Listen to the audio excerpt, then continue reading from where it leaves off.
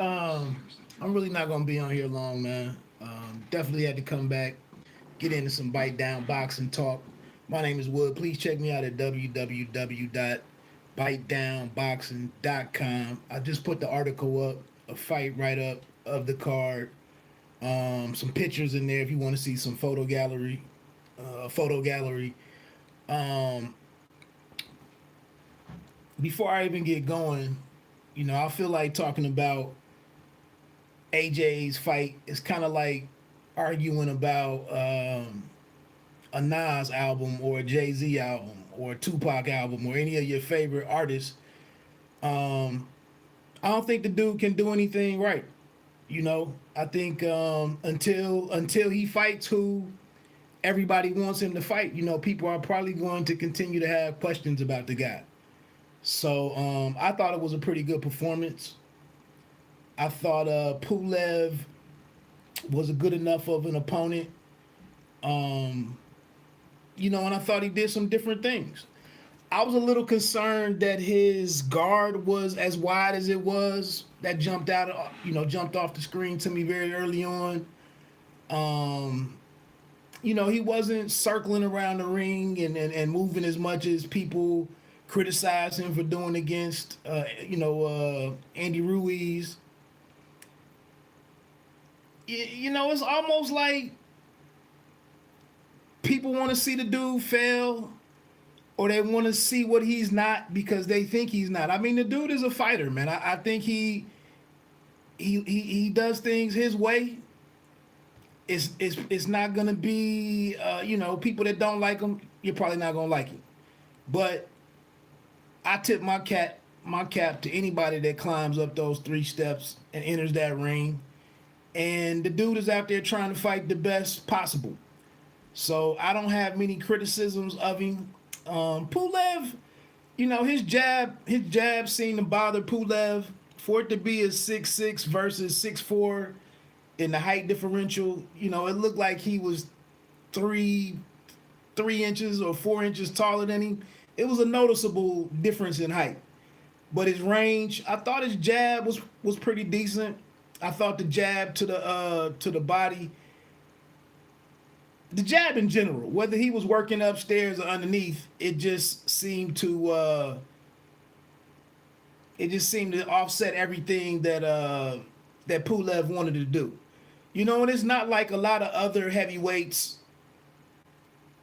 move in a manner that would totally make Joshua's jab, totally negate his jab. I mean, it's not a lot of guys. I mean, Fury, a taller fighter, taller than AJ, is probably the best mover that AJ would face, unless you want to throw Usyk in there. Okay, but other than that, I mean, man, the question is going to continue to be what's his chin like, and how does he handle the second half of the fight if he gets tired. But in my opinion, AJ is kind of comfortable in what he is and what he isn't. It's not like he fights. I heard as they were going off before they signed off in their post fight analysis that they were talking about they didn't say gun shy, but like he be overly cautious or whatever. I didn't see that. I really don't see that. Like in the heavyweight division, you have to be mindful of everybody's power. I thought he was a little risky earlier on in the fight when he dropped him twice in the third round and exerted all of that energy. Got a little reckless. I was shocked to see him like going for it. So I thought it was a solid performance, man. I enjoyed the fight. I think he went for it early. I think he understands that he only was going to have one appearance this year. Might as well make it entertaining.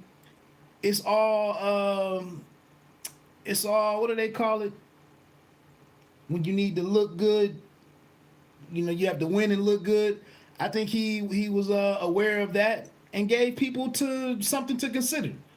I like that he was a little frustrated after the fight. Like you get tired of of answering the same questions. You get, and I think he's being consistent too.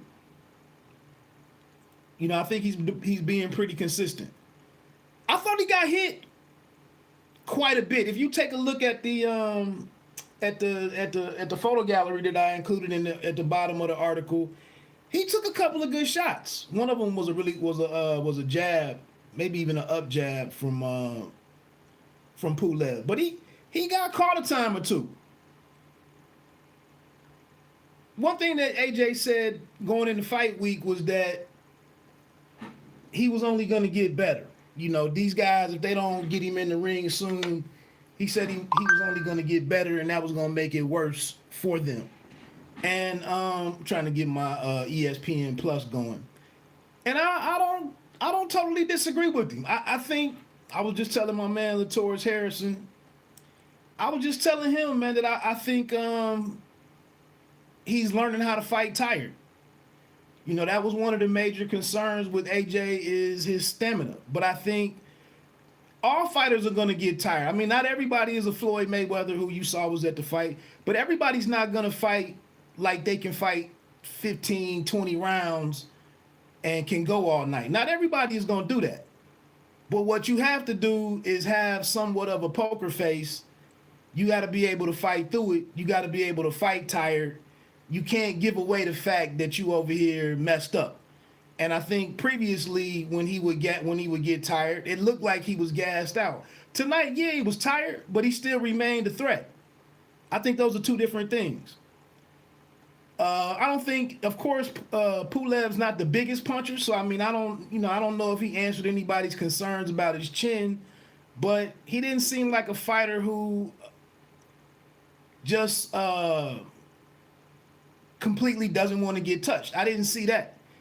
I thought he was I think he took some risks when he had to. And he's going to be that type of guy. I think even during a fight, he's always going to be in a constant state of risk reward analysis. I think that's kind of how he approaches the fight. But like I said, man, I didn't see anything to really knock him for. I thought the finishing sequence with the 1-2, I thought that was really good. I thought that was a much better way to finish him than what he was doing earlier in the fight. I thought he got a little wild. Like I said, I thought he kind of put himself back in the position that he did when he was trying to get rid of Ruiz. But I think Pulev was in worse shape than what Ruiz was. Ruiz got up and was ready to fight still, pretty much. Ruiz, he wasn't wobbly legged and all of that. He was still pretty much in things and ready to go when he got up. Pulev was a little all over the place, so I think he attacked him a little more fiercely. But yeah, like I said, check me out, bitedownboxing.com, www.bitedownboxing.com. Why won't this joint move over here so I can get the ESPN Plus?